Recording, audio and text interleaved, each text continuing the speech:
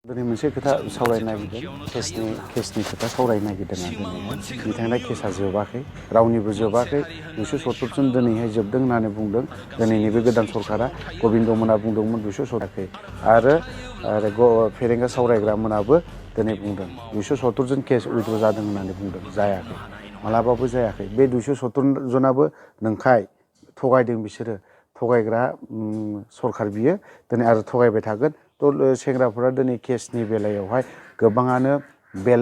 मा होननानै बुङो हाजिर जानो गोनां जादोंमोन हाजिर जानो गोनां जादोंदां आरो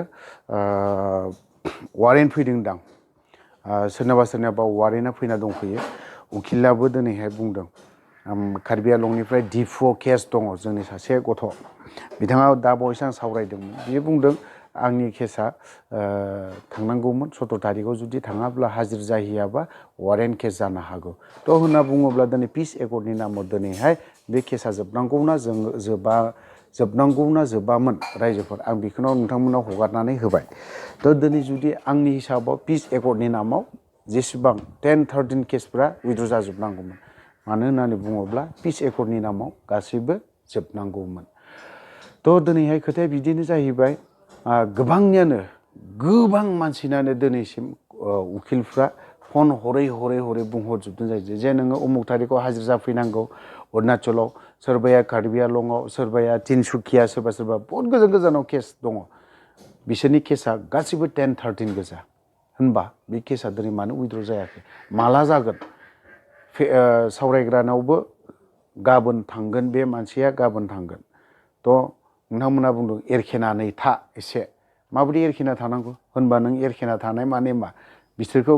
जेलाव सोफिनायनि प्लेनिं लादों नामा दिनैनि सरकारा एक्स-एनडिएफबि जेसेबां केस दङ बिथांमोनखौ जेलाव सोफिनायनि प्लेन पलिसिखौ लाफिनगासिनो दङ आरो जेसेबां 270 जननि केस उइद्र जादों होननानै बुंदों मा फोरमान दं बेखौ नोंथांमोना खोन्थानानै होनांगौ 270 जना 60 जननि केस उइद्र जादों होननानै बुंदों बेखौ नोंथांमोना मिडियानि गेजेरजों डिक्लेयार खालामनानै होनांगौ आरो सोरनि केसा उइद्र जादों आरो मा नामनि केसा उइद्र जादों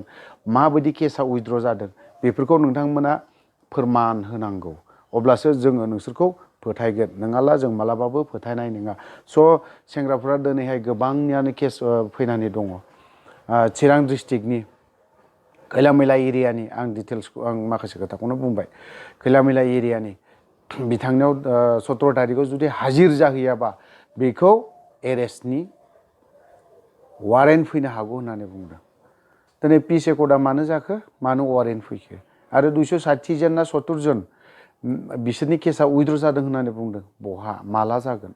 जायाखै बे 270 जननि नामाव केसा मा होननानै बुङो उइद्र जादों होननानै बुङो जोब्बाय होननानै बुंदों नोंथांमोना गबिन्दआ फेरेंगाया सावरायग्रा नोंथांमोना फोरमान होनो हागोन ना जे मिडियानि गेजेरजों नोंथांमोना बुंनो हागोन ना हाया जे उमुक डिस्ट्रिक्टआव एथ'जन क'क्राझाराव एथ'जन चिराङाव एथ'जन बाक्सा उदालगुरि एथ'जन होननानै नोंथांमोना खोन्थानो हागोन ना हाया आरो जुदि हायाब्ला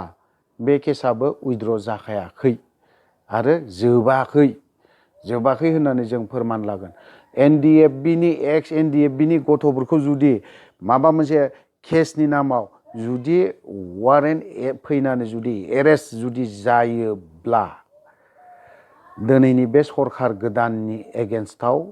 एक्स-एनडिएफबिफोरा गसंथेगोन आरो गसंगोन सासेबो लिडारा बारग'नाय नङा गासैनिबो न'खराव थांनानै धरना हैनाया स्टार्ट जागोन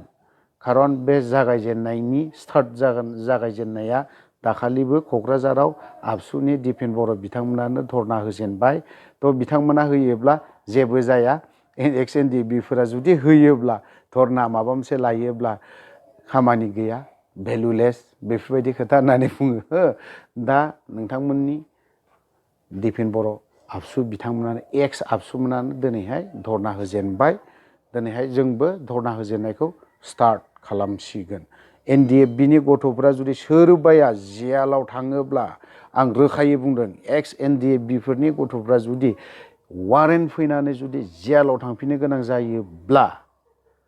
बिनि दाया दिनैनि बे गोदान सरखार गबिन्द प्रमद फेरेंगा सावरायग्रा नोंथांमोननाव गोग्लैजोबहैगोन सिदाखा गसंहैजोबगोन। थ' नोंथांमोना आंनि भिडिअखौ मोजां मोनदोंब्ला शेयार खालामनानै हो, जाया नायनो मोजां मोना आरो रागा जोंनाय दङब्ला डिसलाइक मारिक आनसाबस्क्राइब ओंखारलां, आंहा बादा गैया। आं बेखिनियावनो दोनथ'नाय जाबाय, गोजोन्थों।